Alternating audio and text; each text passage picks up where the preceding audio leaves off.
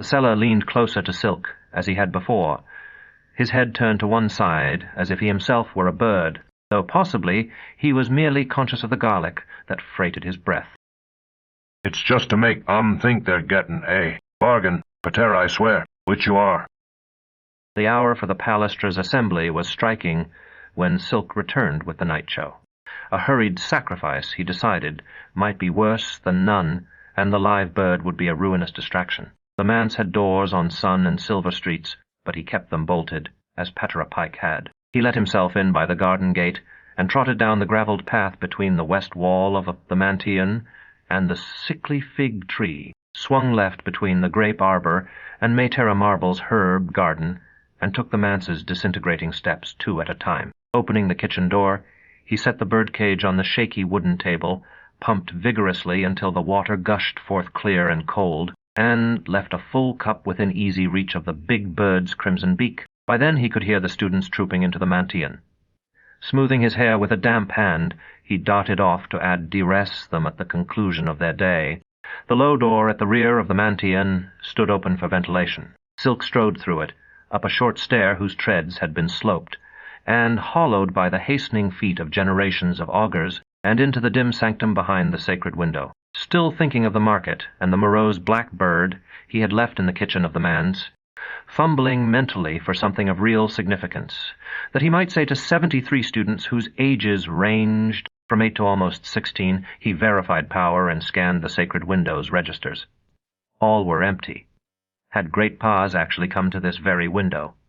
Had any god ever? Had Great Paz, as Pater Pike had averred so often, once congratulated and encouraged him, urging him to prepare, to stand ready for the hour soon to come, or so Paz had appeared to intimate, when this pres ent hul would vanish, would be left behind. Such things seemed impossible.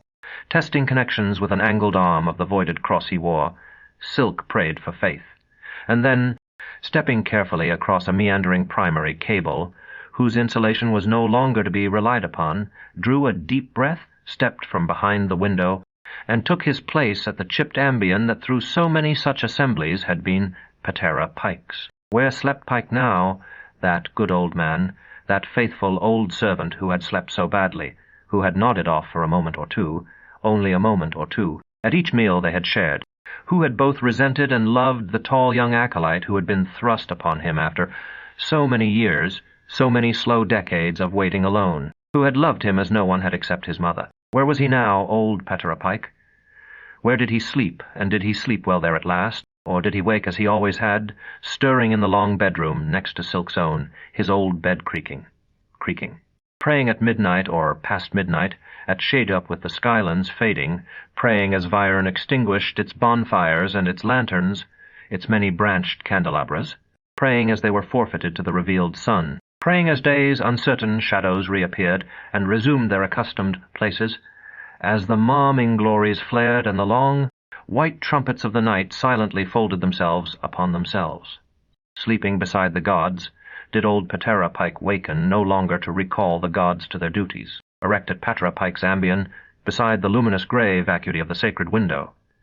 Silk took a moment to observe the students before he began. All were poor, he knew, and for more than a few the noon meal that 6 mothers had prepared in the Palisters' kitchen had been the first of the day. Yet most were almost clean, and all under the sharp gaze of Mayterra Rose, Mayterra Marble, and Mayterra Mint were well behaved. When the new year had begun, he had taken the older boys from Mayterra Mint and given them to Mayterra Rose, the reverse of the arrangement Pater Pike had instituted. As he ran his eyes over them now, Silk decided it had been unwise. The older boys had, for the most part, obeyed timid Mayterra Mint out of an odd, half-formed chivalry. Enforced when necessary by leaders like Horn, they had no such regard for Mayterra Rose, and she herself imposed an inflexible and merciless order that might very well be the worst possible example to give the older boys, young men who would so very, very quickly be maintaining order in families of their own. Silk turned from the students to contemplate the images of Paz and his consort, Echidnae twice-headed Paz with his lightnings, Echidna with her serpents. It was effective. The murmur of young voices faded, dying away to an expectant hush. At the back of the Mantian, Mayterra Marble's eyes gleamed like violet sparks beneath her coif and Silk knew that those eyes were on him, however much she might approve of him. Mater Marble did not yet trust him to speak from the ambient without making a fool of himself. "There will be no sacrifice today, at this assembly," He began. "though all of us know that there should be."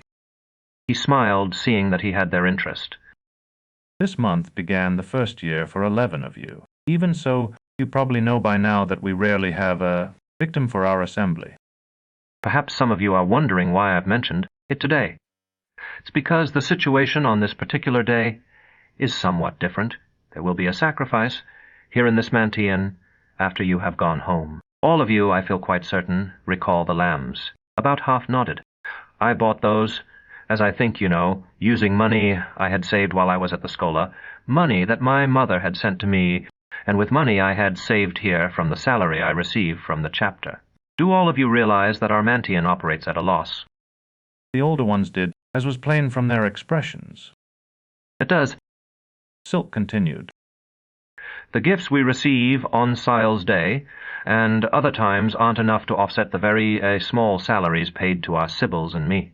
Our taxes are in arrears. That means we owe money to the Juzgado, and we have various other debts. Occasionally animals are presented by benefactors, people who hope for the favor of the merciful gods. Perhaps your own parents are among them, and if they are, we are very grateful to them. When no such victims are presented, our Sibyls, and I pool our salaries to buy a victim for Sil's Day, generally a pigeon. But the lambs, as I said, I bought myself. Why do you think I did that, Adax? Adax, as old as Horn and with coloring nearly as light as Silk's own, stood, to foretell the future Patera. Silk nodded as Adax resumed his seat. Yes, to know the future of our Mantian. The entrails of those lambs told me that it is right, as you know, but mostly because I sought the favor of various gods and hoped to win it by gifts. Silk glanced at the sacred window behind him.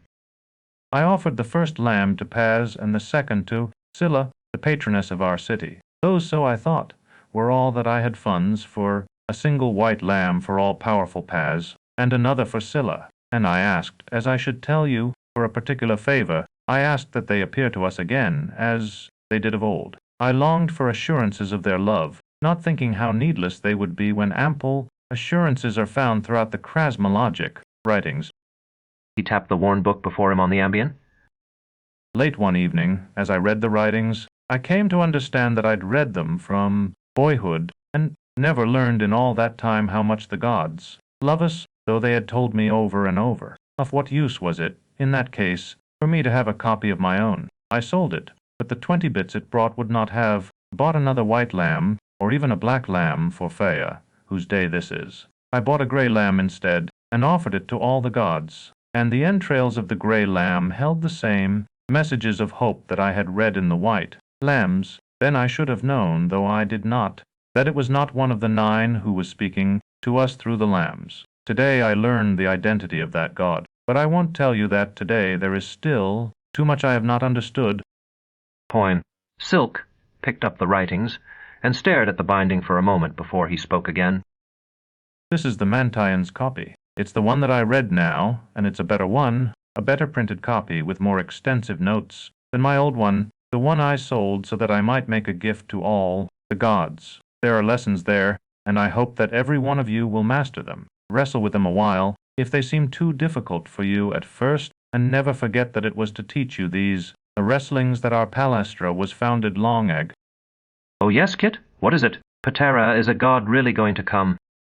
Some of the older students laughed. Silk waited until they were quiet again before he replied. Yes, Kit, a god will come to our sacred window, though we may have to wait a very long time. But we need not wait. We have their love and their wisdom here. Open these writings at any point, Kit, and you'll find a passage applicable to your present condition, to the problems you'll have today, or to the ones you'll have to deal with tomorrow. How is this possible? Who will tell me? Silk studied the blank faces before him before, calling on one of the girls who had laughed. Loudest, answered Ginger. She rose reluctantly, smoothing her skirt. Because everything's connected to everything else, Patera. It was one of his own favorite sayings. Don't you know, Ginger? Because everything's connected, Silk shook his head. That everything in the whole is dependent on every other thing is unquestionably true. But if that were the answer to my question, we ought to find any passage from any book as appropriate to our condition as one from the Krasmologic writings. You need only look into any other book at random to prove that it isn't so. But He tapped the shabby cover again. when I open this book, what will we find? He did so dramatically and read the line at the top of the page aloud. Are 10 birds to be had for a song? The clarity of this reference to his recent transaction in the market stunned him, affrighting his thoughts like so many birds. He swallowed and continued. You have daubed Oreb the raven, but can you make him sing? I'll interpret that for you in a moment. He promised. First, I wish to explain to you that the authors of these writings knew not only the state of the world in then time and what it had been, but what was yet to come. I'm referring Yea, he paused, his eyes lingering on every face. to the plan of Paz. Everyone who understands the plan of Paz understands the future. Am I making myself plain? The plan of Paz is the future, and to understand it and follow it is the principal duty of every man and of every woman and each child. Knowing the plan of Paz, as I said, the Krasmatists knew what would best serve us each time this book would be opened, what would most firmly set your feet and mine upon the aureate path. Silk paused again to study the youthful faces. Before him there was a flicker of interest here and there, but no more than a flicker. He sighed. Now we return to the lines themselves. The first, are 10 birds to be had for a song, bears 3 meanings at least. As you grow older and learn to think more deeply, you'll learn that every line of the writings bears 2 meanings or more. One of the meanings here applies to me personally. I'll explain that meaning in a moment. The other 2 have application to all of us, and I'm going to deal with them. First, To begin, we must assume that the birds referred to are of die singing kind. Notice that the next line. When the singing kind isn't intended, that is made plain. What then is signified by these 10 singing birds? Children in class, that is to say yourselves, provide an obvious interpretation, surely. You're called upon to recite for the good Sibyls, who are your teachers, and your voices are high, like the twitterings of songbirds. To buy something for a song is to buy it cheaply. The meaning, as we see, is this multitude of young scholars to be sold cheaply? And the answer is clearly no. Remember, children, how much great Paz values, and tells us over and over again that he values, every living creature in the whorl, every color and kind of berry and butterfly, and human beings above all. Birds are not to be sold for a song. Birds are precious to Paz. We don't sacrifice birds and other animals to the immortal gods because they are of no value, do we? That would be insulting to the very God. Yes. Are 10 birds to be had for a song? No, you children are not to be sold cheaply. He had their interest now. Everyone was awake, and many were leaning forward in their seats. For the second, we must consider the second line as well.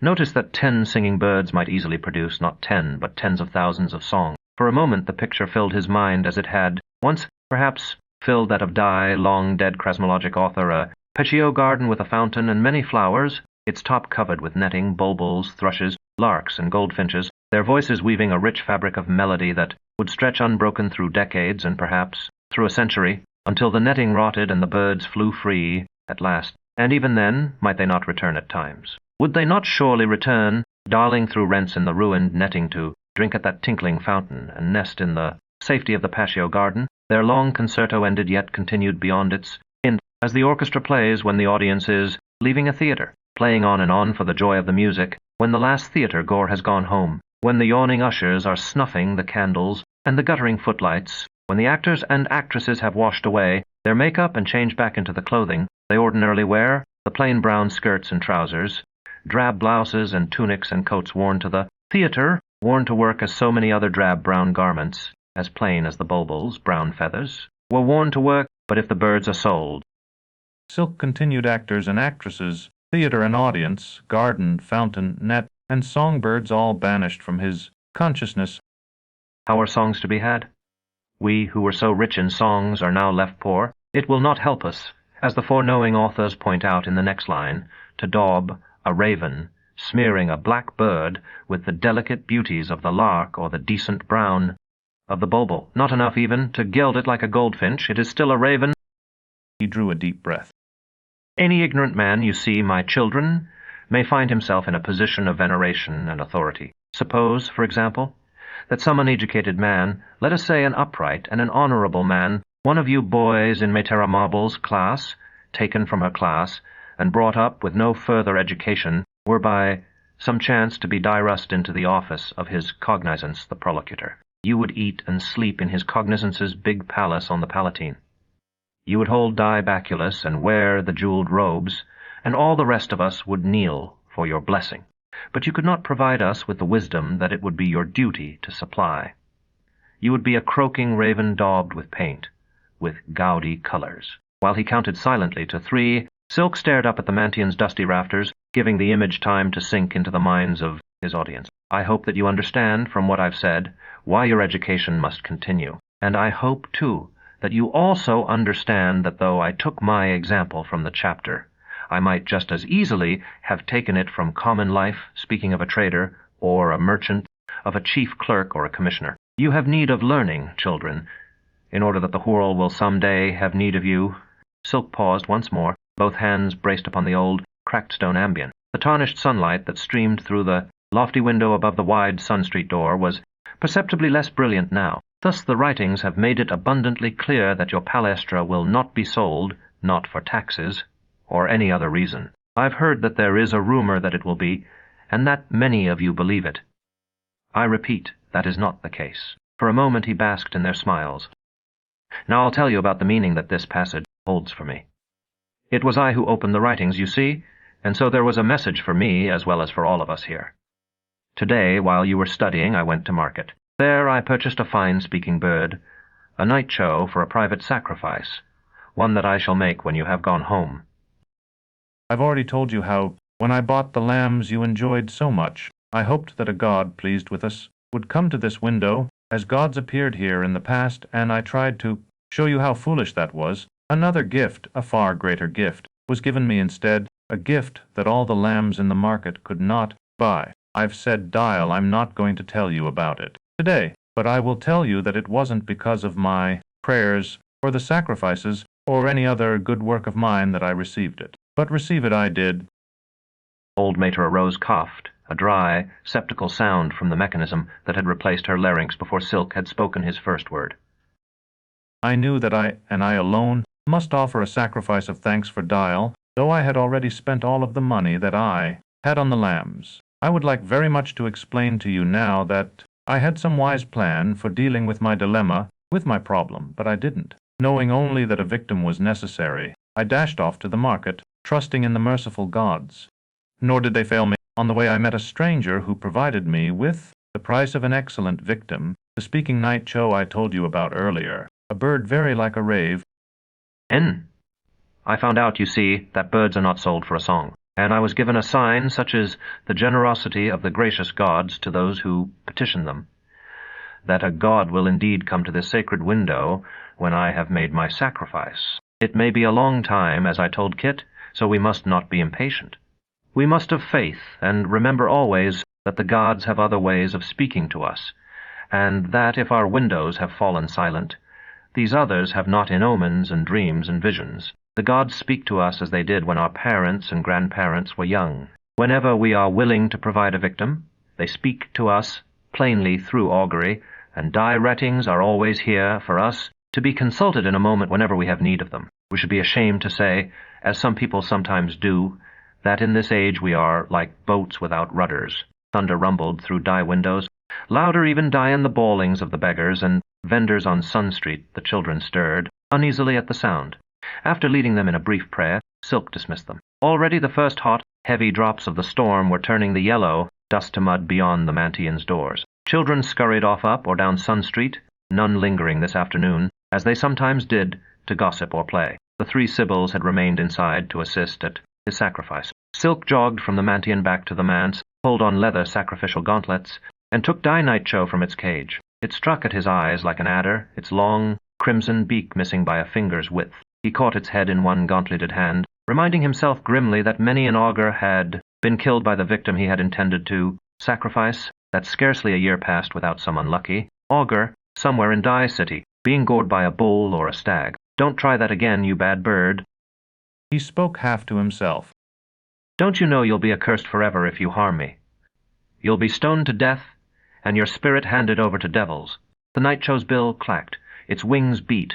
vainly until he trapped its struggling body beneath his left arm. Back in the dim and airless heat of the Mantian, the Sibyls had kindled the sacrificial fire on the altar. When Silk entered, a solemn procession of one down the central aisle, they began their slow dance, their wide black skirts flapping, their tuneless voices lifted in an eerie, ritual wail. Yuet was as old as the hall itself. The fire was a small one, and its fragrant split cedar was already burning. Fast, Silk told himself that he would have to act quickly if his sacrifice were not to take place when the flames were dying. Always a bad omen. Passing the bird quickly over the fire, he pronounced the shortest invocation and gave his instructions in a rush of uncadenced words. Bird, you must speak to every god and goddess you encounter, telling them of our faith and of our great love and loyalty.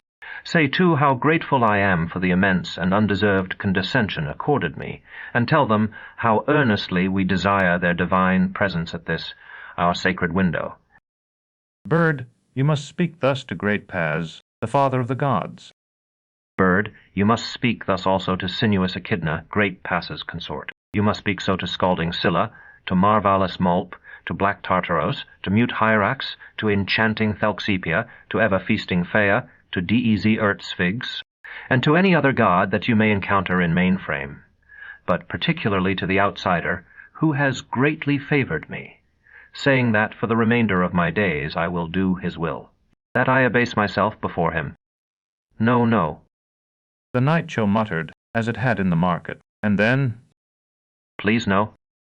Silk pronounced the final words. Have no speech with devils, Bird.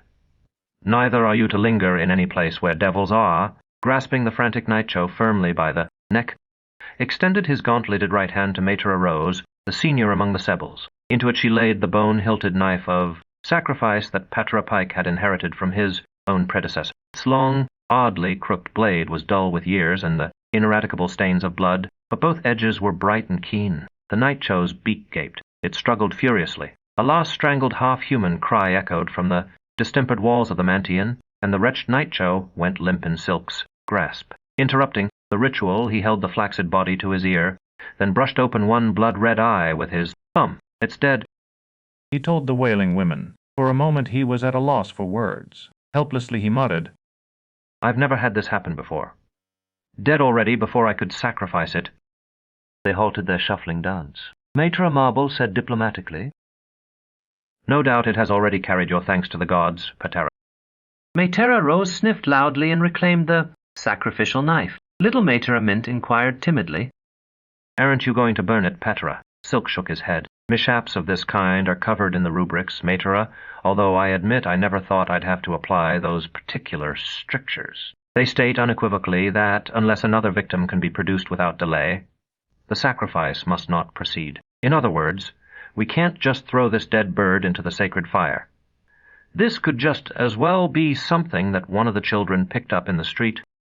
He wanted to rid himself of it as he spoke, to fling it among the benches or drop it down the chute into which Matera Marble and Matera Mint would eventually shovel the still sacred ashes of the altar fire. Controlling himself with an effort, he added, All of you have seen more of life than I. Haven't you ever assisted at a profane sacrifice before? Matera Rose sniffed again. Like her earlier sniff, it reeked of condemnation. What had happened was unquestionably Patera Silk's fault, and his alone. It had been he and none other, as the sniff made exquisitely plain, who had chosen this contemptible bird. If only he had been a little more careful, a little more knowledgeable, and above all a great deal more pious. In short, much, much more like poor dear Patera Pike, nothing of this shameful kind could possibly have occurred. Matera Marble say, No, Patera. Never may I speak with you when we're through here on another topic. In my room in the palastra, perhaps? Silk nodded. I'll meet you there as soon as I've disposed of this. Matera. The temptation to berate himself proved too strong. I ought to have known better. The writings warned me. But they left me foolish enough to suppose that my sacrifice might yet be acceptable. Even if our sacred window remained empty. This will be a salutary lesson for me, Matera. At least I certainly hope it will be, and it had better be. Thank Phaea that the children weren't here to see it. By this time Matera Mint had nerved herself to speak. No one can ever know the mind of the outsider, Patera. He isn't like the other gods, who take counsel with one another in Mainframe. But when the gods have spoken so clearly, realizing that what he was saying was not to the point, Silk left the thought incomplete. You're right, of course, Maytera. His desires have been made plain to me, and this sacrifice was not included among them. In the future, I'll try to confine myself to doing what he's told me to do. I know I can rely upon all of you to assist me in that, as in everything. Maytera Rose did not sniff a third time, mercifully contenting herself with scratching her nose instead. Her nose, her mouth, and her right eye were the most presentable parts of her face, and though they had been molded of some tough polymer, they appeared almost normal. Her left eye, with which she had been born, seemed at once mad and blind, bleared and festering. While trying to avoid that eye, and wishing as he so often had since coming to the Mantian that replacements were still available, Silk shifted the nightcho from his left hand to his right. Thank you, Maytera Rose, Maytera Marble, Maytera Mint. Thank you. We'll do much better next time, I feel certain. He had slipped off his sacrificial gauntlets. The hated bird felt warm and somehow dusty in his perspiring hands. In the palastra, in 5 minutes or so, Maytera Marble, Tiwile. In here, Patera. Silk halted abruptly, nearly slipping as the wet gravel rolled beneath his shoes. In the arbor? Maytera Marble added. She waved her black-clad arm and gleaming hand just visible through the iftareening grape leaves.